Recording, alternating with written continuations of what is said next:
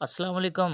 Pakistani cricket team جو اپنی بہترین فارم میں ہے، جس کی بدولت ٹیم پاکستان نے سری لنکن سرزمین پر زیادہ ٹیسٹ سیریز جیتنے کا ریکارڈ اپنے نام کر لیا۔ یاد رہے کہ پاکستان نے سری لنکن ٹیم کو ٹیسٹ سیریز میں 2-0 سے شکست دی ہے۔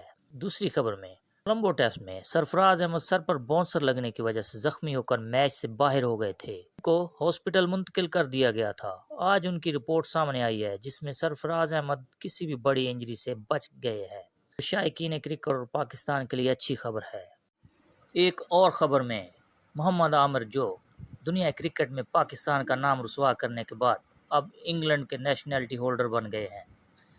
محمد عامر کو انگلینڈ کی ڈومیسٹک کرکٹ کھیلنے کی اجازت مل گئی ہے اور کاؤنٹی کرکٹ میں بھی ان کا کانٹریکٹ ہونے کی خبریں آ رہی ہیں۔ ایک اور خبر میں، chairman P C B Zaka Ashraf نے مصباح الحق کو اپنا پرسنل اسسٹنٹ بنانے کے بعد اب کہا ہے کہ میں نے مصباح الحق کو فل اتھارٹی دے دی ہے۔